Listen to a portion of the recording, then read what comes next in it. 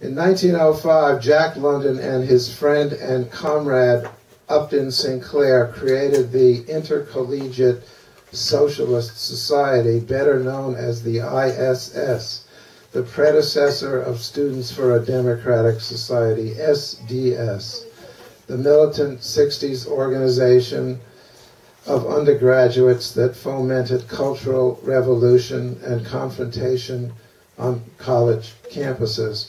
London served as the president of the ISS, and Sinclair, who had moved towards socialism in large part because of Jack London's influence, served as the vice president. They were an odd revolutionary couple indeed. Jack London drank, smoked, caroused, and bombarded Sinclair with tales of his amorous adventures, including his seductions of the daughters of Oakland's bourgeoisie in the 1890s. Sinclair wouldn't touch alcohol or even hold a cigarette, and about sex he had ideas that London thought were positively medieval. London called him a mollycoddle. Sinclair signed copies of his books, The Author, until Jack taught him the arts of self-promotion, advertising, and public relations, which he believed were as important as knowing how to organize a strike, ride a horse, or box. Jack helped Sinclair immensely to promote his muckraking novel, The Jungle, published in 1906, providing a blurb in which he predicted that the novel would awaken Americans to the injustice of wage slavery, much as Harriet Beecher Stowe's Uncle Tom's Cabin had awakened the whole nation to the inhumanity of chattel slavery in the 1850s.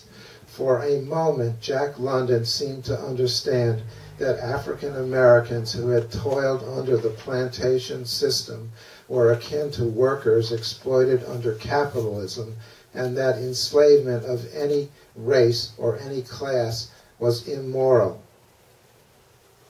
In 1905, when the Tsar's army crushed the 1905 revolution in Russia and socialist candidates failed to win elections in America, Jack London became disillusioned, and the depression that lurked just beneath the surface reasserted itself. When he talked about socialism with millionaires, he discovered how terrified they were of popular upheavals and the thought that their own private property might be confiscated.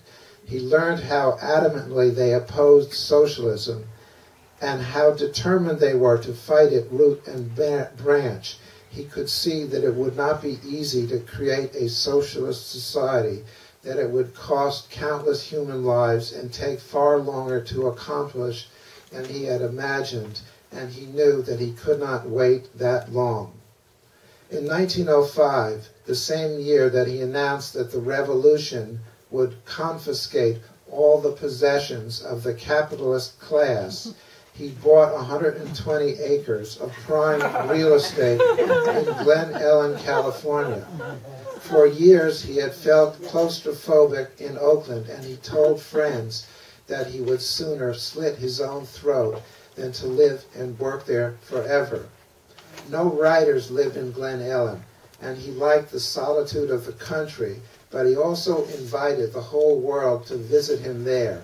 The signs on his front and his back door were as enigmatic as anything else about him, and visitors must have wondered whether he genuinely wanted their company or not.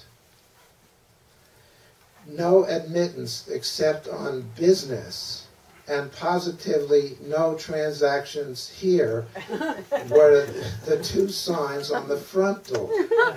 And on the back door, no one admitted without knocking, followed by, "Do not knock." He accumulated material possessions as quickly as he could, and on his estate, which he called Beauty Ranch, he lived a life of conspicuous consumption, a phrase he had read about in Thorstein Veblen's The Theory of the Leisure Class, replete with house servants and field workers that he leased from San Quentin. If he had wanted evidence of the elasticity and the resilience of capitalism, he had only to examine himself and to recognize his own rise from poverty to wealth as he evolved from abject toiler to avid consumer, buying up all the commodities he wanted.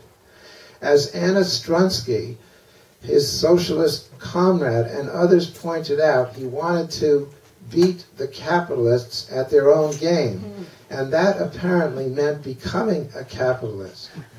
In Anna's view, he was a kind of Robin Hood who took from the wealthy and gave to the poor. He invited hobos, ex-convicts, and members of the Industrial Workers of the World, better known as the IWW, the radical organization that he admired and defended, to come and live the bourgeois lifestyle with him in Sonoma County, drink martinis, and eat half-cooked duck. In an early attempt at green architecture, he set about constructing Wolf House, a mansion fit for a world-famous writer or a business tycoon, from the rock, the stone, and the redwoods on his own property. Increasingly, after 1906, the revolution he had in mind was green, not red, and long before the popular environmental slogan, "Think globally, act locally," took hold, London was putting it into practice at Beauty Ranch. "I see my farm in terms of the world," he asserted, "and I see the world in terms of my farm." Much of his best work in the last decade of his life, including the novels Burning Daylight and The Valley of the Moon, depict characters like himself who are disillusioned with urban life and who retreat to the countries to start anew close to nature. The revolution, he noted bitterly, had betrayed him. He had given it everything, and now no one appreciated him. He would show them. He would turn his back on the cause, tend his own garden, and create a socialist paradise on private property for the whole world to see. Increasingly, too, he defined himself as a Californian, a man who lived in wide open spaces away from urban centers, a continent away from New York, the city he detested.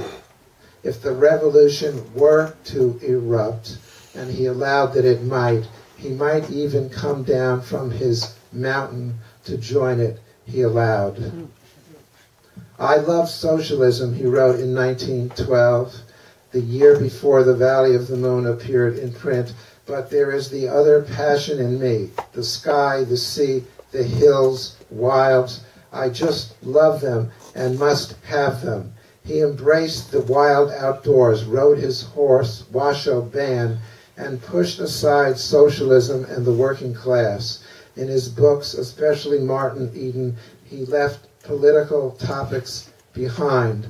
In his last years, he seemed to retreat to that brand of individualism he had adopted before he joined the cause. He turned once again to a simplistic version of Nietzsche and the Nietzschean Superman.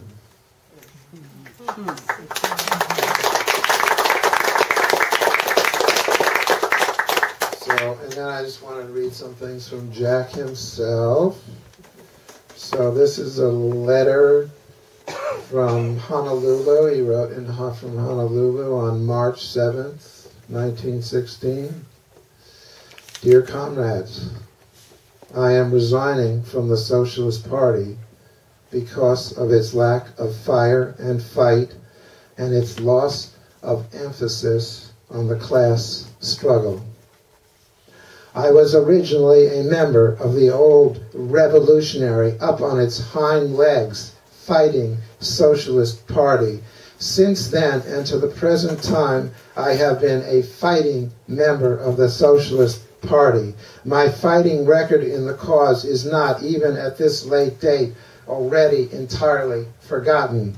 Trained in the class struggle as taught and practiced by the Socialist Party, my own highest judgment concurring, I believe that the working class, by fighting, by never fusing, by never making terms with the enemy, could emancipate itself.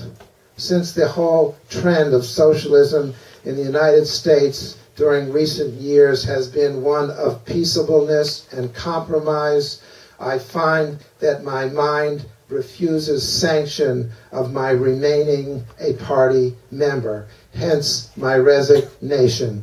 Please include my comrade wife, Charmian London's resignation with mine.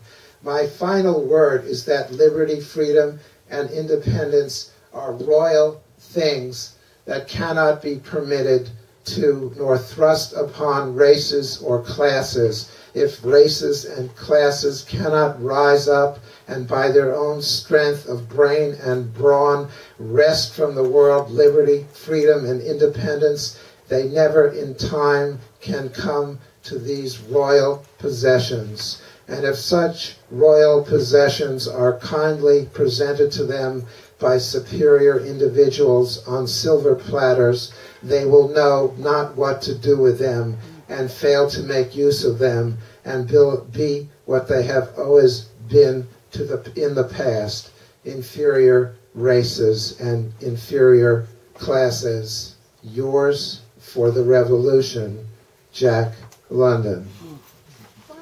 And a poem he wrote near the very end of his life, just before he died, is called Of Man of the Future. Of man of the future, who is able to describe him? Perhaps he breaks our globe into fragments in a time of warlike games. Perhaps he hurls death through the firmament. Man of the future, he is able to aim at the stars, to harness the comets, and to travel in space among the planets. Thank you very much.